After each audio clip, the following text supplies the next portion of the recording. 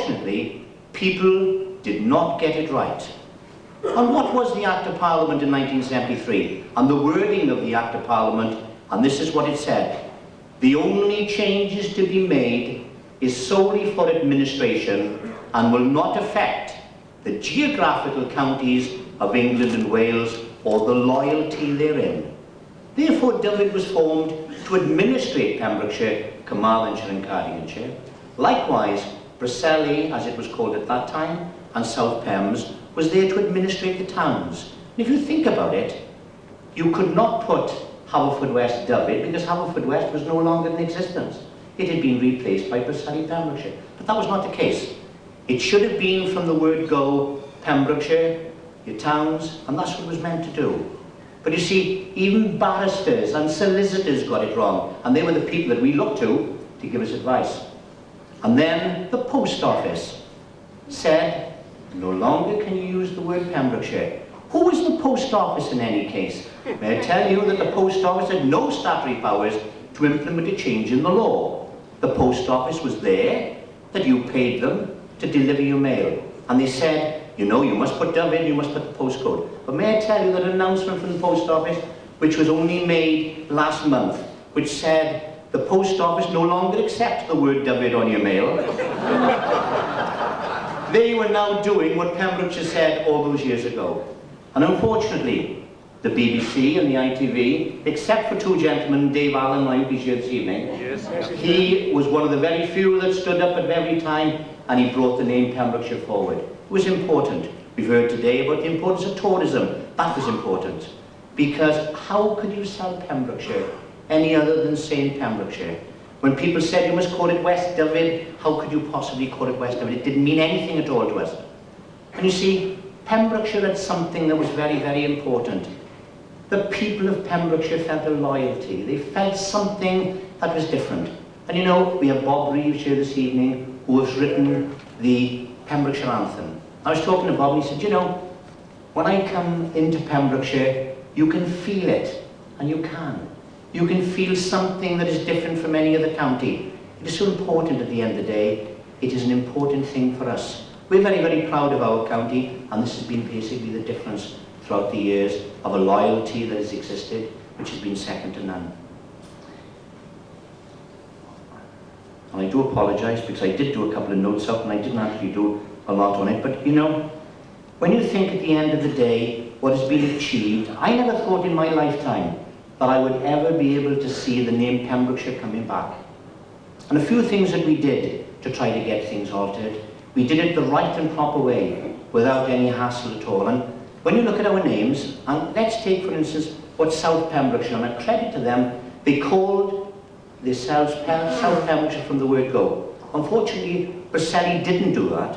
They called themselves Preseli. Now what was wrong with the name Preseli? A lot of you may say, not a lot. But you see, Councillor Peter Lewis and myself, we had to change the name only on one ground. I remember going to a seminar which was held in Birmingham, and I got up and made a speech with regards to Preseli. And a lady afterwards came up to me and she said, you know, you don't live in a bad area, I suppose, really. It's not really my liking, but I suppose you've got Butlins Holiday Camp there that helps. And I said, we haven't got a Butlins Holiday Camp in Preseli, but you see, she was talking about Pwllheli. And here we were in Preseli spending thousands and thousands of pounds to get people to come here for a holiday when people thought Preseli was Pwllheli. So we tried to change the name to North Pembrokeshire. We failed, but we called it Preseli Pembrokeshire. And that's why today when anybody ever tries to call us Preseli District Council, I say, hang on, it is Preseli Pembrokeshire. Most important, I remember the day when Preseli Pembrokeshire had a load of stuff that we needed in fairly quick, and that ended up in Pwllheli. So the name was important. And what's the difference at the end of the day between Cardiganshire, Pembrokeshire and Carmarthenshire? Each of the areas is beautiful in its own right. I know there's a slight difference between them, and I'm not saying that Pembrokeshire was any better than the others. I remember back last year when I was chairman of Preseli Pembrokeshire, and we had a county show in Haverfordwest, which, as you know, the Pembrokeshire County show is second to none. It's beautiful, it's marvellous. And last year they had aeroplanes, which was flying around all nice and tidy, and they were coming into land on the aerodrome, and there was a chap there that was taking people up on a flight. And they had a biplane there. You've all seen the biplane, haven't you, with a little dicky seat in the front and a little dicky seat in the back. And there was this chap taking the people up round on these little trips. It was lovely. And he came into land and he was charging £10 for 2 minutes or 5 minutes, which was going around Haverfordwest. And at the front of the queue was a Cardiganshire gentleman. Very nice gentleman, a Cardiganshire. I had a lot of time for cardigans. He was there and he said, "How much is it to go in that biplane?" And the pilot said, £10. Good gosh, he said, "I'm not paying £10. He said, "I'm on my honeymoon." He said, "I'm way down here for the day. I'm not paying £10. And the pilot said, "Well, that's the cost." Anyway, the pilot went off for the little trip and went round and he came into land. Gosh, when he got up again, who should be at the front of the queue with the Cardigan gentleman? So he said, "How much to go on the biplane?" And the pilot said, "Well, I told you last time it was £10. "We're not paying £10, he said. So off he went. So after about an hour or so of flying round, and the chap was there all the time, the pilot said to him, "Look," he said, "it's £10. Where are you from?" He said, "Are you from Cardigan?" The bloke said, "Yes, I am." So he said, "Look, I tell you what I'll do. I'll take you and your wife up on the biplane for nothing, providing you don't say one single word. But if you do say anything, I'll charge you double." So he said, "You're all," he said. So he got in the biplane, him and his wife, and sat in the back. The pilot took off and he went at one heck of a rate across Haverfordwest, shot up in the sky, done 3 or 4 double somersaults, right around Haverfordwest, another couple of double somersaults on it, not a word from the back. The pilot thought, "Gosh, this bloke has got some courage." He did it a couple of times more, still nothing up, so he thought, "I'm wasting petrol, the chap has earned his free trip." So he came into land, the pilot got up, and there was the Cardi standing on the runway. And he said, "You know, you did marvellous." I said, "No, you did it." "Oh boy," he said, "it was touch and go when the missus fell out." I suppose the difference between Cardigan and Pembrokeshire, you never know. Anyway.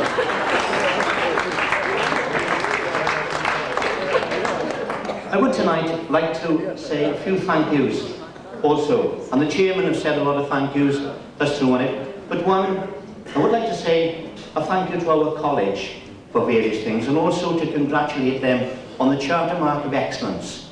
That has been tremendous, a tremendous achievement, again for Pembrokeshire and our college in particular. And I would like to say a very, very good.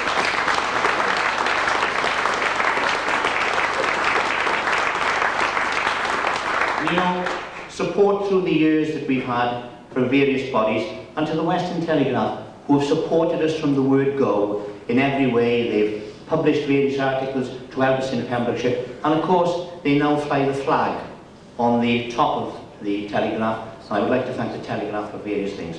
But you know, today, what is today, ladies and gentlemen? Today is St. David's Day. Now, I'm very proud of the fact that it's St. David's Day, but do you know that we have not got a Welsh St. David's Day flag flying here today? Would you believe it? If we were in England, we would possibly have a St. George flag. And if I was to say to everyone in the room today, what is the flag for Great Britain, you would correctly tell me it was the Union flag. If I was to ask you what is the flag for Wales, many of you may say the dragon. If I asked you what the flag for England was, you would say St. George's Cross. And if I asked you what the flag for Ireland was, you would tell me it was the cross of St. Patrick. But what about St. David? Do you know that it's St. David's Day today, and the only county that actually flies a flag for St. David, because it is St. David's Day, not the Dragon's Day, and I'm not against the dragon, but really and truly Wales should be flying the gold cross of St. David today, because it is St. David's Day. But we in Pembrokeshire have made up for that, because here, flying in full glory, is the gold cross of St. David on the Pembrokeshire flag. A flag that you can be proud of, ladies and gentlemen. And why did we need a flag? And Councillor Dewey Pritchard, who's sitting down below, was in actual fact the instigator of designing the Pembrokeshire flag. We wanted to put in something that meant us. Every one of us that lived in Pembrokeshire had to be represented on a flag. So if you look at the flag, what it actually means at the end of the day, it means Pembrokeshire, it means you, it means me, it means us, it's ours. Pembrokeshire, a peninsula sticking out in the sea, surrounded on 3 sides by water, and on the 4th side of Pembrokeshire, the Preseli Hills, the blue stones of the Preseli Hills that is famous for making of Stonehenge. And when you look at it, there's the 4 corners, the 3 for the sea, the 1 for the blue stones of Preseli Hills. cleverly divided by that gold cross of St. David, our patron saint. And he was the only one, incidentally, of the saints that was born in his own country, in Wales, a Pembrokeshire man. I'm very proud of it. And there's the gold cross. And in the centre, we've put the Tudor rose, because again, who was Henry Tudor? He was born in Pembrokeshire, a Pembrokeshire man. And when he was exiled to France, what did he say? There's only one part of the world that I can return, it is Pembrokeshire. And he did. He landed at Dale and came through town for rest and Matchwood. So we have put the Tudor rose in the centre of our flag, cleverly surrounded in green, because we say Pembrokeshire is the Emerald Isle. Here is the county that is green, a beautiful county, it's ours. So we put it on. So now when we live in Pembrokeshire, you're represented on that flag. But also today, I would like to thank, first of all, the towns and community councils of Pembrokeshire who supported us and held firm with us in those early days when what we were looking for was a return to the name of our county. Most important, because there's a lot in the name. I would like to thank those